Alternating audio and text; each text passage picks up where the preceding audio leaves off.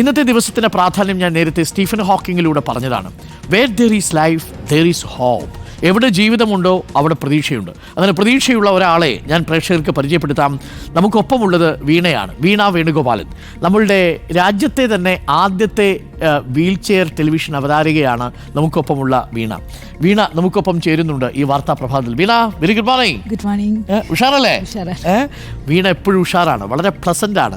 വീണ ഈ വീൽ ചെയറിൽ ഇരിക്കുന്നതിന് കാരണം സ്പൈനൽ മസ്കുലർ അട്രോഫി അല്ലേ, SMA എന്ന് പറയുന്ന അവസ്ഥയാണ് വീണയ്ക്കുള്ളത്. SMA രോഗബാധിതരായ ഒരുപാട് പേരുണ്ട്. ഏകദേശം എത്ര പേരുണ്ടാവും? നമ്മൾക്കിപ്പോൾ നമ്മുടെ ട്രസ്റ്റിൻ്റെ ഇതിലൊരു 700 എബവ് ഉണ്ട്. 700 പേരിലധികം ഇപ്പോൾ ട്രസ്റ്റിൽ തന്നെ ജോയിൻ ചെയ്തിട്ടുണ്ട്.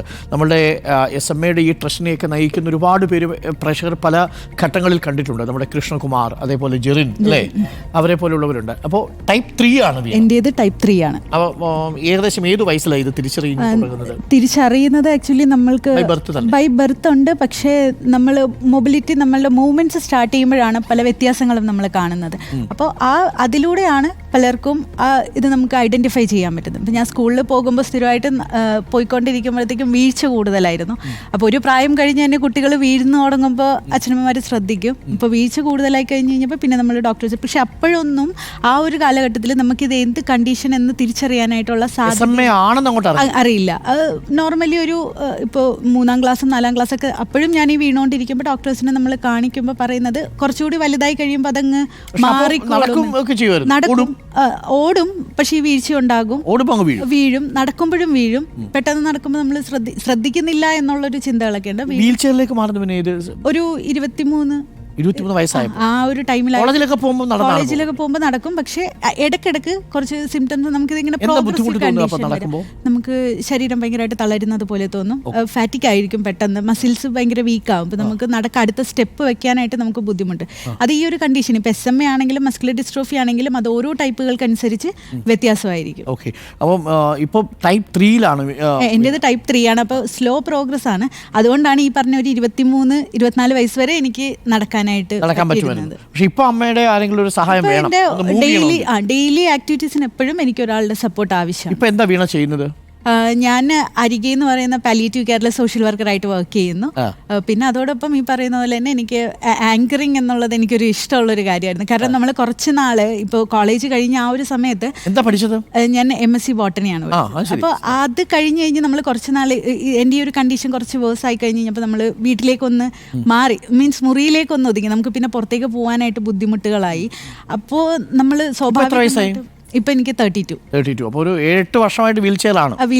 പക്ഷെ ആ കോളേജ് കഴിഞ്ഞ ആ ഒരു സമയത്താണ് ശരിക്കും പറയാം നമ്മൾ വീൽ ചെയറിലേട്ടൊക്കെ മാറിക്കഴിഞ്ഞു കഴിഞ്ഞാൽ പിന്നെ നമ്മളുടെ ലോകം ചെറുതായിട്ട് അടഞ്ഞു പോകും എന്നാണ് പറയുന്നത്. പക്ഷെ സത്യം പറഞ്ഞു കഴിഞ്ഞാൽ ഞാൻ കണ്ടിട്ടുള്ള മനുഷ്യന്മാരും എന്നിലും സംഭവിച്ചിട്ടുള്ളത് നേരെ ഓപ്പോസിറ്റാണ്. കാരണം ഞാൻ കുറച്ചുകൂടി ലോകത്തിലേക്ക് ഇറങ്ങിയിട്ടുള്ളത്, അല്ലെങ്കിൽ മനുഷ്യരിലേക്ക് ഇറങ്ങിയിട്ടുള്ളത് ഈ ഒരു കണ്ടീഷനിലേക്ക് വന്നത്. കുറച്ചുകൂടി നമുക്കൊന്ന് എൻ്റെ ലോകം കുറച്ചുകൂടി വിശാലമായിട്ടുണ്ട്. ഓക്കെ, അത് വലിയൊരു കാര്യമാണ് അല്ലേ. ഇന്ന് ഭിന്നശേഷി ദിനത്തിൽ വീണയുടെ ഈ വാക്കുകളാണ് നമുക്ക് ആത്മവിശ്വാസം പകരേണ്ടത്. വീൽ ചെയറിലേക്ക് വരുമ്പോൾ സാധാരണ നമ്മുടെ ജീവിതം ചുരുങ്ങുന്നു, നമ്മുടെ കാഴ്ചകൾ ചുരുങ്ങുന്നു എന്നാണെങ്കിൽ ലോകം വിശാലമാവുകയാണ് വീണയുടെ കാര്യത്തിൽ. വീണയെപ്പോലുള്ള മനുഷ്യരുടെ കാര്യത്തിലും അതുതന്നെ വേണം. സ്റ്റീഫൻ ഹോക്കിങ് പറഞ്ഞ വാചകം തന്നെ നമുക്ക് പറയാനുള്ളൂ, where there is life there is hope. പക്ഷേ എല്ലാ SMA-കാരുടെ കാര്യവും വീണയെപ്പോലെയല്ല. പലർക്കും ജീവിതത്തെ വിശാലമായി കാണണം എന്നുണ്ട്, പക്ഷേ പലർക്കും തീർച്ചയായിട്ടും ഇപ്പോൾ SMA എന്നുള്ളതാണെങ്കിലും നമ്മളിപ്പോൾ ഡിസബിലിറ്റി എന്നുള്ളൊരു വിഭാഗം തന്നെ എടുത്ത് നോക്കിക്കഴിഞ്ഞാൽ പലരുടെയും സാഹചര്യങ്ങളും അവരുടെ ഈ ഒരു അവസ്ഥയും അനുസരിച്ച് എൻ്റെ അമ്മേനെ സംബന്ധിച്ച് ഇപ്പോഴും നാളെ ഞാൻ ചിലപ്പോൾ എഴുന്നേറ്റ് നടന്നേക്കാം എന്നുള്ള രീതിയിലുള്ളൊരു ഹോപ്പ് എപ്പോഴും സാധ്യത ഉണ്ടാകും. പക്ഷെ നമ്മളിപ്പോൾ റിയാലിറ്റി ആയിട്ട് ഇതിനെക്കുറിച്ച് മനസ്സിലാക്കി കഴിഞ്ഞു കഴിഞ്ഞാൽ അത് നമ്മൾ ചിലപ്പോൾ ഒരു എക്സ്ട്രാ നമ്മൾ ഇട്ട് കൊടുക്കുന്നതാണ് എന്ന് പറയാം. പക്ഷെ ചില സമയത്തൊക്കെ അത്തരമൊരു പ്രതീക്ഷകളായിരിക്കും ചില മനുഷ്യർ മുന്നോട്ട് നയിക്കുന്നത്.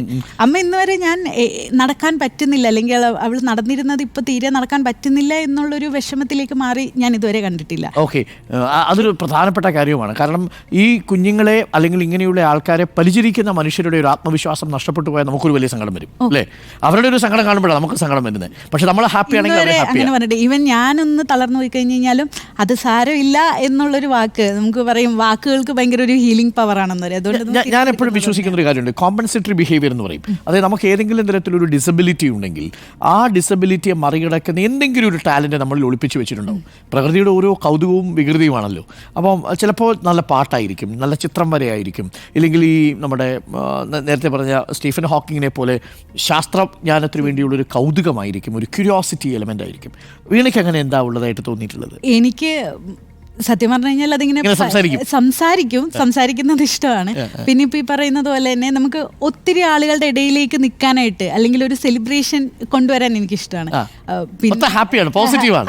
ആ ഒരു രീതിയിൽ എനിക്ക് നിൽക്കാനായിട്ട്, ഇപ്പൊ ഒറ്റയ്ക്ക് ഇരിക്കുന്ന ആ ഒരു സമയത്താണെങ്കിലും ഇവൻ നമ്മള് സ്വന്തമായിട്ട് ഒരു ഇമാജിനറി വേൾഡ് കൊണ്ടുവന്ന് ഞാൻ അവിടെ തന്നെ എഴുതാറില്ല, അങ്ങനെ പാട്ട് അങ്ങനെയുള്ള കാര്യങ്ങൾ ഉണ്ടാവും. ചിലപ്പോ ഈ ഒരു മറ്റുള്ളവരായിട്ട് യാത്രകളൊക്കെ ചെയ്യാനും ഇതിന് കാര്യങ്ങളൊക്കെ ചെയ്യാനൊക്കെ ഇഷ്ടമായിരുന്നു. ഇപ്പൊ പഠിക്കുന്ന സമയത്താണെങ്കിലും അതിനോടൊക്കെ ഇഷ്ടമാണ്. ഇപ്പൊ കുറച്ചുകൂടി സഹായിച്ചിരുന്നു നമ്മളെ ആ സമയത്ത്. എനിക്ക് ഏറ്റവും വലിയൊരു ഭാഗ്യമായിട്ടാണ് ഞാനത് കണ്ടത്. കാരണം സ്കൂൾ മുതൽ കോളേജ് കഴിയുന്നത് PG വരെയും എനിക്ക് കിട്ടിയിട്ടുള്ള കൂട്ടുകാരാണെങ്കിലും ടീച്ചേഴ്സ് ആണെങ്കിലും നോൺ ടീച്ചിങ് സ്റ്റാഫ്സ് ആണെങ്കിലും അത്രയധികം സപ്പോർട്ട് എനിക്ക് ആ ഒരു സ്ഥലങ്ങളിൽ ഞാൻ പഠിച്ചു വന്ന ഓരോ സ്ഥലങ്ങളിൽ എനിക്ക് കിട്ടി. അതൊരു വലിയൊരു സപ്പോർട്ടാണ്. നമുക്ക് ഈ ഒരു ബുദ്ധിമുട്ടുണ്ട് എങ്കിൽ കൂടിയും ചുറ്റുമുള്ളൊരു അറ്റ്മോസ്ഫിയർ നമുക്ക് പറ്റുന്ന രീതിയിലേക്ക് കിട്ടുന്നു എന്നുള്ളത്, നമ്മളെ മനസ്സിലാക്കുന്നു എന്നുള്ളത്. നമുക്ക് വേണ്ട സപ്പോർട്ട് കൃത്യമായിട്ട് അവര് കൂടെ നിൽക്കുക എന്നുള്ളതാണ് അല്ലേ. പലപ്പോഴും ആൾക്കാർ സഹതാപത്തോടുകൂടി നമ്മൾ ഈ ചടങ്ങിനൊക്കെ പോകുന്ന സമയത്ത് ആൾക്കാർ നോക്കുമല്ലോ. ഉറപ്പായിട്ട്. ഇപ്പൊ ഈവൻ ഇപ്പൊ 2 വർഷം മുമ്പ് എന്റെ അമ്മനോട് ചോദിച്ചിട്ടുണ്ട് പലരും, മൂക്കിപ്പൊട്ടും നടക്കാൻ പറ്റില്ലല്ലേ എന്ന്. അപ്പൊ അമ്മ പറഞ്ഞിട്ടുള്ളൊരു കാര്യം, അവള് നടക്കോ ഇല്ലയോ എന്നുള്ളത് എനിക്കറിയില്ല. അത് അവൾക്ക് ഇഷ്ടമുണ്ടെങ്കിൽ അവൾ എഴുന്നേറ്റ് നടന്നോട്ടെ, അതിൽ എനിക്കൊരു ബുദ്ധിമുട്ടില്ല. അവളുടേതായ കാര്യങ്ങൾ ചെയ്യുന്നുണ്ട്. പിന്നെ ഞാൻ എന്തിനാ അതിനെക്കുറിച്ച് ബോധർ ചെയ്യണം എന്നുള്ളതാണ് അമ്മയുടെ ഒരു ചിന്ത. അതാണ് എപ്പോഴും നമ്മൾ ആ ഒരു പോസിറ്റീവായിട്ടുള്ള സ്പിരിറ്റാണ് നമ്മൾ സൂക്ഷിക്കേണ്ടത്.